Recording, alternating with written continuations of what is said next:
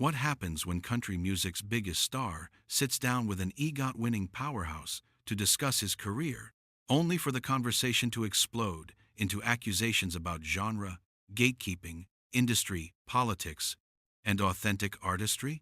It only took 29 seconds for a friendly chat to transform into one of the most explosive confrontations daytime television has ever witnessed. Before we get into this shocking moment, make sure you subscribe to our channel. We bring you daily videos exposing Hollywood's darkest scandals, the confrontations the industry doesn't want you to see, and the explosive moments that reveal what really happens when the cameras are rolling. Last night on the Jennifer Hudson Show, what was supposed to be a lighthearted conversation about Blake Shelton's music and his time on The Voice turned into an absolute disaster that nobody saw coming. The country superstar, known for his easygoing personality, quick wit, and ability to charm any audience, found himself in an increasingly heated exchange with host Jennifer Hudson that left the studio audience in complete shock and disbelief. What started as a friendly discussion about the evolution of country music and Shelton's place in it quickly spiraled into a bitter argument about authenticity, cultural appropriation, systemic racism in the music industry, and the commercialization of traditionally black musical genres that neither party seemed prepared to have on live television. The confrontation escalated so rapidly and became so personal that by the end, both were standing and shouting, with Shelton ultimately being told to leave the show. Blake Shelton arrived at the studio that morning in his typical laid-back fashion, wearing his signature jeans and cowboy boots, looking every bit the Oklahoma country boy that made him famous and relatable to millions of fans.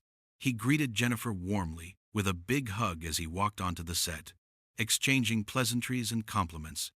The audience gave him an enthusiastic reception with loud applause and cheers, clearly excited to see the country music star in person. Jennifer, always the gracious host with her infectious smile, powerhouse voice, and genuine warmth that had made her show so successful, welcomed him with obvious affection and immediately dove into questions about his latest music, his upcoming tour dates, and what life had been like since making the difficult decision to step away from his coaching chair on The Voice after spending so many successful seasons mentoring aspiring artists. The energy was positive and relaxed, with both seeming completely comfortable, exactly what both the host and guest seemed to expect from what should have been a straightforward promotional appearance to support Shelton's new album. The conversation flowed easily at first, with Shelton sharing funny stories from the road, talking about the challenges and rewards of writing new songs after so many years in the business, and discussing how much he'd enjoyed his time mentoring young artists on The Voice and watching them grow into their own artistic identities. He made jokes about his relationship with Gwen Stefani, did his usual self-deprecating humor about his appearance and aging, and generally charmed both Jennifer and the audience with the easygoing personality that had made him such a beloved figure in country music and beyond. He told stories about pranks on tour, about fans who'd traveled incredible distances to see shows, about the surreal experience of performing to sold-out stadiums. Jennifer laughed genuinely at his stories, asking follow-up questions and sharing some of her own experiences from touring and performing.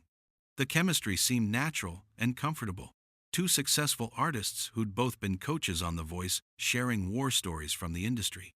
Jennifer asked about his influences, about growing up in Ada, Oklahoma, about the specific artists who inspired him to pursue music as a career when he was just a kid with big dreams.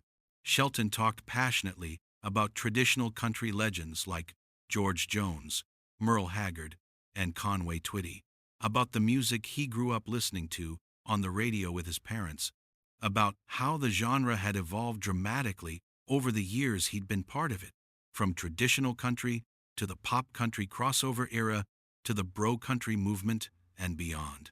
He spoke about the responsibility he felt to honor country music's roots while also pushing it forward and keeping it relevant to new generations of listeners. Jennifer nodded along, clearly engaged with what he was saying, occasionally interjecting with questions about specific songs or moments in his career. But then Jennifer asked a question that seemed innocent enough on the surface but would prove to be the spark that ignited everything that followed. She leaned forward with genuine curiosity in her expression, her hands folded on the desk in front of her, and said, "Blake, I want to ask you about something I've been noticing and thinking a lot about in country music lately. There's been a lot of conversation, especially in the last few years, about how the genre is changing, how it's incorporating more hip-hop and R&B influences, how we're seeing more diverse artists breaking through who might not have gotten opportunities before. Artists like Kane Brown, Mickey Guyton, Jimmy Allen, bringing different perspectives and sounds to the genre. As someone who's been in the industry for so long, who's seen it change over multiple eras, what do you think about that evolution? Do you think country music is heading in the right direction with these changes, or do you worry about the genre losing its identity?" Shelton nodded thoughtfully, taking a moment to consider his response carefully. You could see him processing the question, choosing his words deliberately. "Well, I think country music has always evolved, you know? It's never been static or frozen in time. Every generation thinks their version of country is the real country, and everything else is selling out. When I started out in the late 90s, people were saying country music was dying, that it was too traditional, too old-fashioned for modern audiences. Then we had the bro country era, and people complained that it was too pop, too focused on trucks and beer, and not enough substance. Now we're seeing more genre blending, more diversity in who's making country music, and honestly, I think that's great. Music should evolve naturally. Artists should be free to make the music they want to make without being put in restrictive boxes or told they're not country enough." Jennifer smiled and nodded along encouragingly. But then she asked a follow-up that immediately changed the temperature in the room from warm to considerably cooler. "That's a great answer, and I really appreciate that perspective and your openness to evolution. But here's something I've been thinking about a lot, and I'd genuinely love to hear your honest thoughts on this. Country music has deep roots in black musical traditions, in blues and folk music that black artists created and developed, often in incredibly difficult circumstances. But for decades, for generations really, black artists were largely shut out of the genre, couldn't get their songs played on country radio stations, couldn't get the recognition or opportunities they deserved, even though the music had its origins in their communities and their culture. Now that country is finally becoming more diverse and inclusive, do you think the industry, including established artists like yourself who have major influence, has a responsibility to acknowledge that complicated history and actively work to make space for artists who've been historically excluded? The question hung in the air for a moment, heavier than anything that had been discussed so far. Several audience members shifted in their seats. Shelton's expression shifted noticeably, becoming more guarded and less open. His smile didn't disappear entirely but became more fixed, less natural. "I mean, I think everyone in country music respects the history of the genre and where it came from. We all understand that we stand on the shoulders of the artists who came before us, regardless of their background or what they looked like. And I think the industry is making space now for diverse voices. Like you said, we're seeing more diverse artists breaking through, getting recognition, getting played on radio, winning awards. That's real progress, and it's happening. But is it enough progress?" Jennifer pressed, her tone still friendly, but with an unmistakable edge of challenge to it now. "And more importantly, who gets to decide what counts as authentic country music and what doesn't? Because there's been real controversy about this specific issue. Black artists making country music and being told they're not country enough for country radio, that their sound doesn't fit the format, while white artists can incorporate hip-hop beats and rap-style delivery and aggressive production and still get labeled and marketed as country without question. Artists like you have done that successfully. Don't you think there's a double standard at play there? Doesn't that suggest something deeper about who gets to define the genre?" Shelton shifted noticeably in his seat, his body language becoming more closed off and defensive. He crossed his arms briefly before uncrossing them, clearly becoming uncomfortable with the direction of the conversation and where Jennifer seemed to be heading with her questions. I think music is incredibly subjective, Jennifer. What sounds country to one person might not sound country to another person. Different people have different definitions and different standards. I don't think there's some massive conspiracy to keep certain artists out of country music. The industry is ultimately about what sells, what connects with audiences, what gets streams and downloads.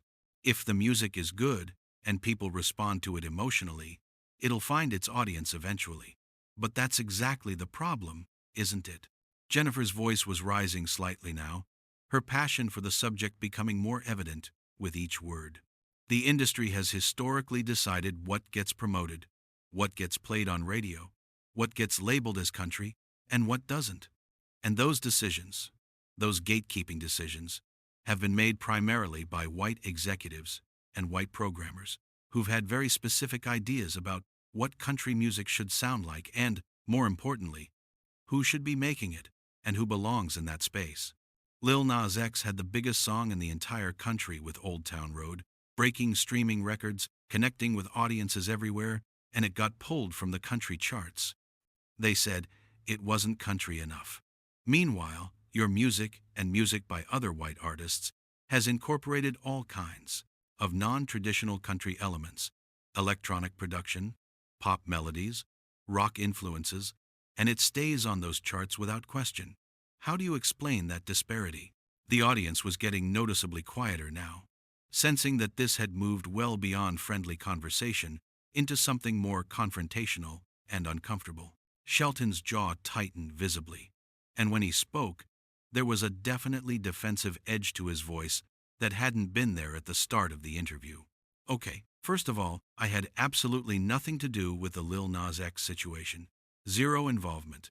That was a decision made by chart people, by Billboard, not by artists like me. I have no control over what they decide qualifies for which chart. Second, I make country music. I've always made country music throughout my entire career.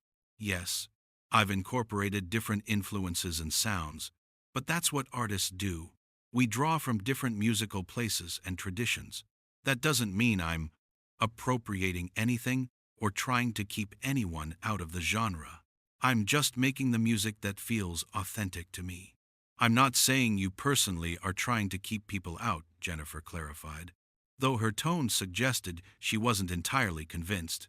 But you benefit from a system that has historically favored white artists in a genre that has black roots, and I think it's important for people in your position to acknowledge that and use your platform to help change it. Shelton let out a frustrated breath, his hands gripping the arms of his chair. What exactly do you want me to say, Jennifer? Seriously, what would satisfy you here? That I'm sorry for being successful in my career? That I should apologize for making music that people connect with and want to listen to? I've worked my ass off for everything I've achieved in this industry. I didn't get handed anything because of my race or my gender. I grew up poor in small-town Oklahoma, played dive bars and honky-tonks. For years making almost nothing, struggled and fought to get a record deal, while getting rejected over and over. This idea that I've had some privileged path, that everything was easy for me, is just not true. It's insulting, actually. No one's saying you didn't work hard, Blake, Jennifer countered, her voice getting firmer and more insistent. Nobody is dismissing your hard work or your talent or your journey. But working hard and having certain systemic advantages aren't mutually exclusive concepts. They can both be true at the same time. You can work incredibly hard and still benefit from systems and structures that favor certain people over others. And in country music, those systems have historically and undeniably favored white men. That's just a fact. That's documented history. Here we go, Shelton said, shaking his head with visible frustration and throwing his hands up. Everything's about race and privilege now. Everything gets reduced to identity politics. Can't we just talk about music without turning it into a political lecture? Can't we discuss art without making it about systemic oppression? I came here to promote my album, to talk about my music and my life, not to be accused of being some kind of oppressor or beneficiary of racism. The tension in the studio was now impossible to ignore. Jennifer's smile had completely vanished, replaced by a look of genuine disappointment and rising anger. Blake, I'm not trying to attack you personally. I'm trying to have an honest conversation about systemic issues in the music industry. Issues that affect people I care about, artists I know who've struggled to get recognition in country music because of the color of their skin. And I'm trying to tell you that I don't control any of that, Shelton shot back, his voice rising. I'm just a guy who makes music. I don't run radio stations. I don't own record labels. I don't decide who gets awards or chart positions. So why am I being held responsible for all these industry problems? Because silence is complicity, Jennifer said sharply. When you have a platform as big as yours and you don't speak up about these issues, when you dismiss conversations about race and privilege as political lectures, you're part of the problem. You're helping maintain the status quo that keeps these barriers in place. Shelton stood up abruptly, his face flushed with anger. Wow. So now I'm part of the problem? Because I won't sit here and flagellate myself about my supposed privilege? This is unbelievable. I thought I was coming on your show as a guest, Jennifer. I thought we were going to have a nice conversation. But apparently you just wanted to ambush me with accusations and make me the villain in some narrative about country music. Jennifer stood up as well, matching his energy and refusing to back down. This isn't an ambush, Blake. These are real, important issues that need to be discussed openly. And the fact that you're getting this defensive about having the conversation says a lot. If you really believed in equality and fairness in the music industry, you'd be willing to have this conversation without getting so angry and taking it so personally. I'm getting angry because you're attacking me. Shelton's voice was loud enough now that everyone in the studio could hear every word clearly. You're sitting there with your EGOT, with your successful talk show, with your mansion and your fame, lecturing me about privilege. Do you hear yourself? You're one of the most successful people in entertainment, and you're acting like you're speaking for the oppressed. That's completely different, and you know it, Jennifer said, her own voice rising to match his volume. I'm a black woman who had to work twice as hard for half the recognition in an industry that didn't want me. I've faced discrimination and obstacles that you never had to face. So yes, I have a platform now, and I'm going to use it to talk about these issues because I understand them in a way you never will. So, because I'm white and male, my struggles don't matter? Shelton asked, his voice dripping with sarcasm. My years of hard work don't count? Everything I've achieved is just because of my privilege? That's what you're saying? No, that's not what I'm saying at all. Jennifer was clearly frustrated now, her hands gesturing emphatically. I'm saying your race and gender gave you certain advantages in a genre that has historically excluded people who look like me. That doesn't erase your hard work, but it does mean you had an easier path than someone with the exact same talent who was black would have had. Why is that so hard for you to acknowledge? Because it's a oversimplification of reality, Shelton said. It reduces everything to race and ignores all the other factors that go into success. Talent, timing, songs, work ethic, luck. But you want to make it all about identity politics, and I'm tired of it. I'm tired of being told I need to apologize for things I didn't do, for systems I didn't create. No one's asking you to apologize, Jennifer said through clenched teeth. We're asking you to acknowledge reality and use your influence to help make things better. But clearly that's too much to expect. Shelton laughed bitterly. You know what? You're right. It is too much to expect. Because whatever I say won't be enough. If I agree with you, I'm just virtue signaling. If I disagree, I'm part of the problem. There's no winning this game, Jennifer. So I'm not going to play it anymore. He reached down and unclipped his microphone, his hands shaking slightly with anger. The technical crew looked at each other nervously, unsure whether to intervene or let it play out. What are you doing? Jennifer asked, though it was obvious. I'm leaving, Shelton said flatly. This was supposed to be a friendly appearance, but you turned it into an interrogation. You used your show to try to make me look like some kind of racist or oppressor, and I'm not going to sit here and take it. That's not what I was doing, Jennifer protested, but there was less conviction in her voice now. I was trying to have an important conversation. No, you were trying to lecture me, Shelton corrected her. You had an agenda from the start, and you used me to push it. Well, congratulations. You got your viral moment. You got to show how woke you are by calling out the country music industry. I hope it was worth it. Jennifer's expression hardened.